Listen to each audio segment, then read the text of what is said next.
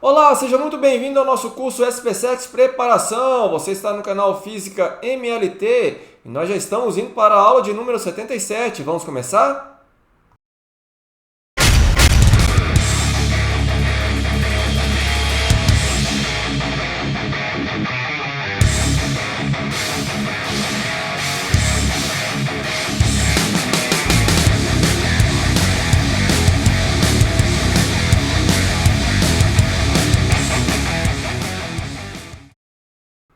Bom, para essa aula teremos simplesmente resolução de exercícios relativos aí ao assunto de potencial elétrico, trabalho da força elétrica, energia potencial elétrica, tá certo? Vamos resolver um exercício aí do nosso material e teremos também mais 3 exercícios extras. Então prepare o seu caderno e vamos começar!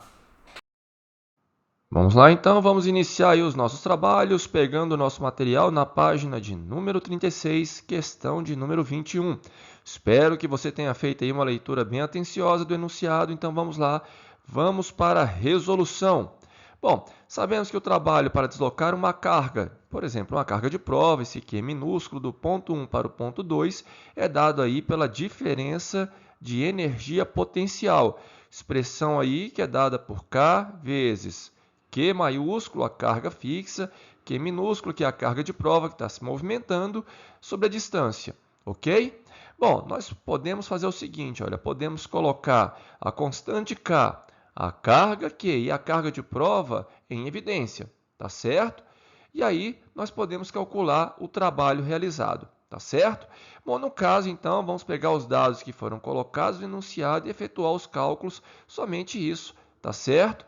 Então, olha, para transportar essa carga da posição x para a posição y, eu vou pegar o valor da constante K, 9 vezes 10 a nona, o valor da carga Q, a carga fixa, tá certo? 5 vezes 10 a menos 6, a carga de prova, 2 vezes 10 a menos 8, e aí multiplicar por 1, entre parênteses, tá certo? 1 sobre 0,2 menos 1 sobre 1,5. Efetuando os cálculos, eu vou achar o valor de 3,9 vezes 10 a menos 3 joules, tá certo? Que me dá como alternativa correta a letra E. Tá? Uma questão bem simples, direta, é só utilizar os dados que foram colocados no enunciado aí e utilizar na relação do trabalho. Vamos lá para o nosso próximo exercício, é um exercício extra. Questão do ITA. A figura mostra uma região espacial de campo elétrico uniforme de módulo igual a 20 newtons por coulomb. Uma carga Q de 4 coulombs é deslocada com velocidade constante ao longo do perímetro do quadrado de lado L igual a 1 metro, sob a ação de uma força F igual e contrária à força coulombiana que atua na carga Q.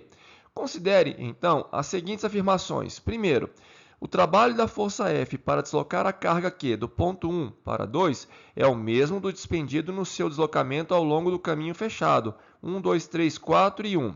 2. O trabalho de F para deslocar a carga Q de 2 para 3 é maior que o para deslocá-la de 1 para 2. 3.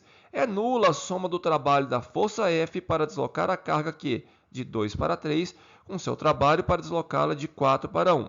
Então, pode-se afirmar que, tá aí as alternativas que foram colocadas no enunciado, bem como a figura. Pause o vídeo, anote esse enunciado aí no seu caderno e tente resolver esse exercício. Bom, espero que você tenha pausado o vídeo, anotado o enunciado no seu caderno e tentado resolver esse exercício que não é difícil. Então vamos lá, vamos para a solução. Vamos pegar novamente aí a figura que foi colocada no enunciado, ok? Para encontrar o trabalho realizado pela força F, vou me referir aí ao trabalho realizado pela força elétrica, que ele falou lá de força coulombiana, tá certo? Bom, nesse caso, nos trechos, por exemplo, de 1 para 2, o trabalho realizado pela força elétrica vai ser nulo, zero, uma vez que os pontos 1 e 2 eles pertencem à mesma superfície equipotencial. Então, eles têm o mesmo potencial e o trabalho realizado pela força elétrica depende da diferença de potencial, tá certo? Também, olha, dos pontos 3 e 4, tá? No deslocamento de 3 para 4, o trabalho realizado pelo campo elétrico ou pela força elétrica também será nulo, ok? Mas para encontrar o trabalho do campo elétrico ou da força elétrica, se você preferir, no deslocamento, por exemplo, de 2 para 3, eu vou utilizar a expressão, olha, carga vezes o campo vezes a distância, tá certo? Porque no campo elétrico uniforme, a diferença de potencial é dada exatamente pelo campo vezes a distância.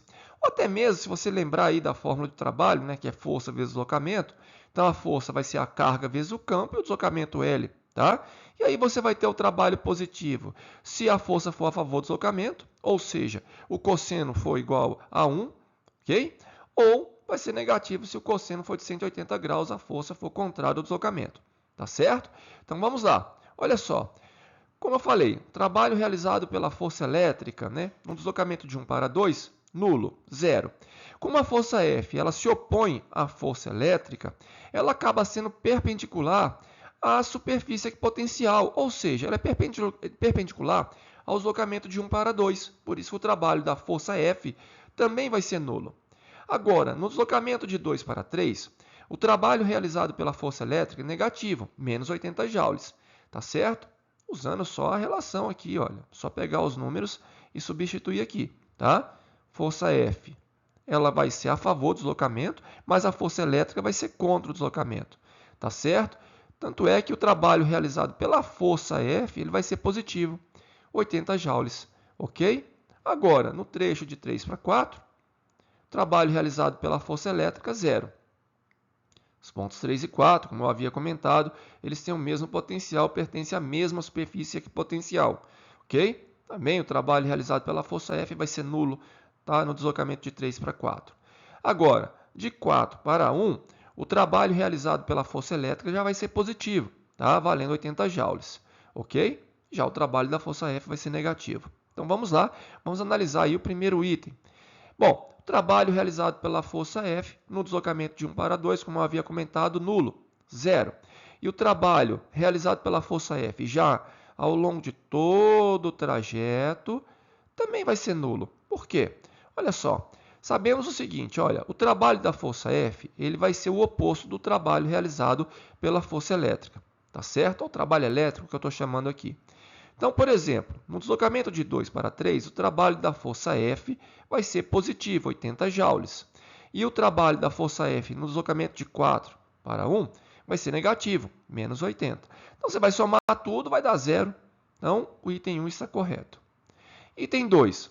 O trabalho realizado pela força F no deslocamento de 2 para 3, como eu havia comentado aqui anteriormente, é o oposto do trabalho realizado pelo campo elétrico ou pela força elétrica. Então, acaba sendo positivo o trabalho da força F, 80 joules.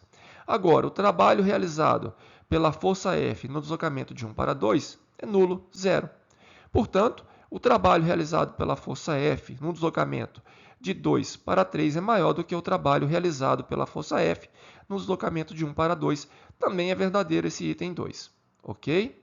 Item 3. O trabalho realizado pela força F no deslocamento de 2 para 3, que vale 80 joules, somado com o trabalho realizado pela força F no deslocamento de 4 para 1, que vale menos 80 joules, vai ser igual a zero, ok? Então está correto esse item 3. O que vai me dar como alternativa correta a letra A, tá certo? Está aí uma questão bem interessante, essa questão do item, só analisar essa questão do trabalho realizado pela força elétrica, tá? No final das contas é pela força elétrica. Tá certo? Porque a força F se opõe à força elétrica. Então, tudo que você faz para a força elétrica, você pega o oposto, você vai ter aí o trabalho realizado pela força F. Vamos lá então para a nossa próxima questão, mais um exercício extra, Escola Naval. A figura mostra uma região de vácuo onde uma partícula pontiforme de carga elétrica positiva Q1 e massa m está sendo lançada com velocidade v0 em sentido ao centro de um núcleo atômico fixo de carga Q2. Sendo K0 a constante eletrostática no vácuo e sabendo que a partícula Q1 está muito longe do núcleo, qual será a distância mínima de aproximação x entre as cargas? Estão aí as alternativas que foram colocadas no enunciado, bem como a figura também que foi colocada no enunciado. Pause o vídeo, anote esse enunciado no seu caderno e tente resolver esse exercício. Bom, espero que você tenha pausado o vídeo e tentado resolver essa questão. Olha, bem simples, tá? Não tem nenhum segredo. Aqui trata-se de uma questão de conservação de energia, tá certo? Por exemplo, a carga Q1 está muito afastada do núcleo atômico Q2. Portanto, você pode desconsiderar qualquer interação elétrica entre essas duas cargas. Tanto é que a única energia que a carga Q1 possui é a energia cinética. Tá certo? Então tá aí, olha. A energia mecânica inicial vai ser a energia cinética da carga Q1, tá? Porque a energia potencial elétrica, desprezível, zero, já que as duas cargas estão bem afastadas. Mas o que vai acontecer? A carga Q1 ela vai se aproximando da carga Q2. O que acontece é que essas duas cargas têm o mesmo sinal, pois Q1 é positivo e o núcleo atômico também é positivo. Então, você já sabe que é uma repulsão elétrica entre essas duas cargas. Então, ela vai chegar aí, de fato, numa distância mínima. Quando? Quando ela não tiver mais energia cinética, ou seja, a carga Q1 ela vai parar exatamente na posição aí que está uma distância x. Então, a sua energia mecânica final, que eu estou chamando aí de energia mecânica na posição x, vai ser simplesmente a energia potencial elétrica aí de interação entre as cargas. Tá? Já a energia cinética eu coloquei aí zero, porque ela vai parar nessa posição. Claro, vai inverter aí o sentido de movimento, depois vai ser repelida. Tá certo? Então, conservando a energia mecânica, eu vou encontrar a posição x dada pela expressão que é exatamente a letra B. Tá certo? Então, uma questão bem tranquila também, só aplicação aqui da conservação da energia mecânica. E o que entra aqui em termos de energia potencial é a energia potencial elétrica. Ok? Então vamos lá, vamos para o nosso último exercício extra. Prometo, hein? Questão do ITA. Duas partículas de massa m e 2m, respectivamente, têm cargas elétricas Q do mesmo módulo, mas de sinais opostos. Estando inicialmente separadas de uma distância r, são soltas a partir do repouso. Nessas condições, quando a distância entre as partículas for metade de r, desprezando-se a ação gravitacional terrestre, se K é igual a 1 sobre 4πε0, unidades do sistema internacional, pode-se afirmar que estão aí as alternativas que foram colocadas no enunciado.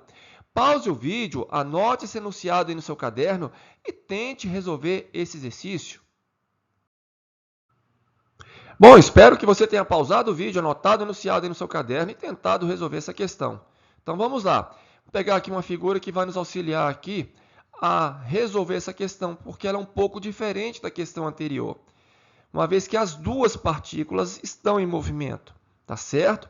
Bom, como não tem nenhuma força resultante externa ao sistema, eu posso pensar que o centro de massa vai ficar em repouso, com relação ao canto da tela, por exemplo, ok? Então, as duas partículas estão em movimento com relação ao centro de massa do sistema, ok? Então, eu coloquei o centro de massa aí mais próximo da partícula que tem a massa maior, tá? É razoável, ok? Mas isso é irrelevante. O que você vai observar aqui é que as duas partículas estão em movimento, então eu tenho que pensar na conservação da quantidade de movimento, ou o que nós chamamos de momento linear. A quantidade de movimento inicial tem que ser igual à quantidade de movimento final. Como elas partem do repouso, a quantidade de movimento inicial é igual a zero. Tá? Aí, quando elas começam a entrar em movimento, imediatamente após aqui o movimento das partículas, eu vou ter a quantidade de movimento dessas partículas. Então, eu vou somar a quantidade de movimento da partícula 1, mv1, com a quantidade de movimento da partícula 2. Só que observe que a velocidade dela se opõe à velocidade da partícula 1. Então, vai ficar menos 2mv2. Daí eu tenho a relação entre as velocidades V1, o dobro de V2. Tá certo? Isso aqui vai ser útil, olha, quando a gente for tratar agora da conservação da energia mecânica. Tá? Então vamos lá. A energia mecânica inicial vai ser simplesmente a energia potencial de interação, energia potencial elétrica de interação entre as cargas, uma vez que elas partem do repouso e não têm energia cinética. Já a energia mecânica, na posição em que elas estão aí separadas de uma distância r sobre 2, aí sim eu vou ter energia potencial elétrica e energia cinética das duas partículas, tá? Da partícula 1 e da partícula 2. A partícula 2 tem duas vezes a massa, como eu já dividi por 2, então vai ficar só mv2 ao quadrado. Bom, eu vou conservar a energia mecânica e me valer dessa relação entre as velocidades. Por exemplo, eu posso pegar aqui, no lugar de V1, substituir aqui, olha, 2 vezes V2. Então, aqui vai ficar um 4v2 ao quadrado, não é isso? Bom, conservando a energia, nós vamos encontrar as duas velocidades, tá certo? Então, é só substituir, tá? Então, no lugar de V1, coloca aqui 2V2 ao quadrado, resolve usando a conservação de energia. Depois que você encontrar o V2, você encontra o V1, tá certo? Sem problema nenhum. Ou se quiser inverter, também não tem segredo, tá? A alternativa correta, então, vai ser exatamente a letra E. Tá? Uma questão bem interessante essa questão do ITA, ela só é um pouco diferente da outra questão, porque as duas partículas estão em movimento, com relação ao centro de massa, tá certo? E lá não, né? Você pegou o núcleo atômico, estava lá em repouso, não é verdade? Estava fixo, conforme foi colocado no enunciado, ok? Bom, terminamos por aqui. Para a próxima aula, nós vamos entrar aí no assunto de condutores em equilíbrio eletrostático, tá certo? Não é inscrito no canal? Então se inscreva no canal e não se esqueça de ativar o sininho. Estão gostando do curso? Então compartilhe com os colegas, vai, dá o seu joinha. Te vejo aí na próxima aula. Até lá!